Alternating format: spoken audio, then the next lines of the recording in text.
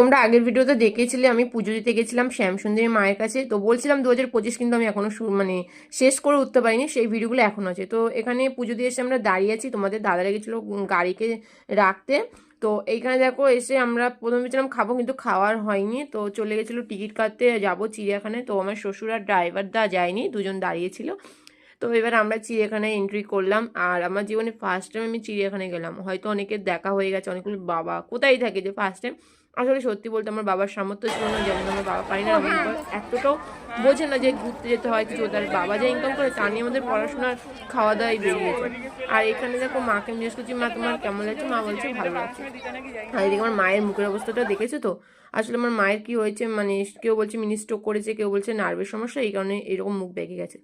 তো এখানে এত খিদে পেয়েছে, দাঁড়িয়ে সবাই চিড়ে ভাজা খাচ্ছিল, আমি কিন্তু আর খাইনি। আর এখানে এদের অবস্থা দেখো, এদেরকে আমি প্রথমে বানর ভেবেছিলাম, তারপরে ভাই একটা কি নাম বেশ বললো যাই না। আর এদের আওয়াজগুলো যা হেভি লাগছিল আওয়াজগুলো শুনতে, তোমরাও শোনো।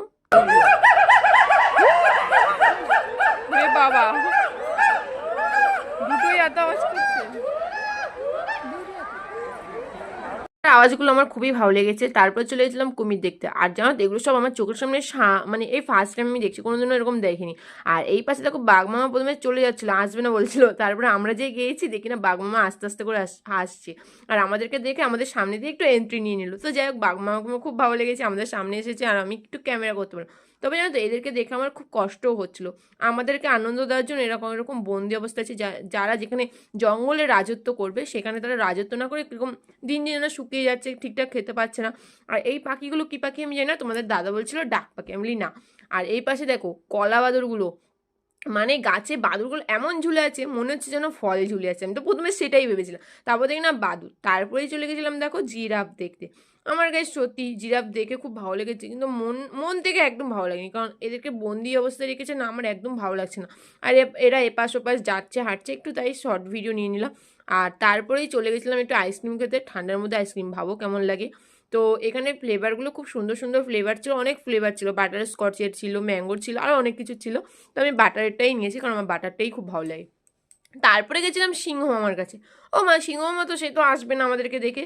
তাই সিংহ মামাকে বললাম, মামা তুমি আসো একটু দেখি, কিন্তু মামা তো আসবে না, কারণ সে এখন ক্লান্ত, আমাদেরকে দেখা মতো সে ওখানে লুকিয়ে পড়েছে। আমি বলি হায় রে, আজকে আর সিংহ মামাকে দেখা হবে না। তারপরে চলে গেছিলাম ময়ূরকে দেখতে, কিছু করার নেই, সিংহ মামা যেহেতু দেখা দেয়নি।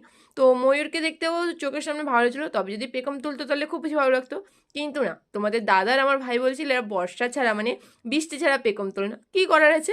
তারপরে এই যে চলে গেছি আরেকজনের কাছে, এদেরকে দেখতে দেখতে তোমাদের দাদা বারবার ডাকছে চলো চলো, গাড়ি পার্কিং টাইম শেষ। তো তার মধ্যে দেখি না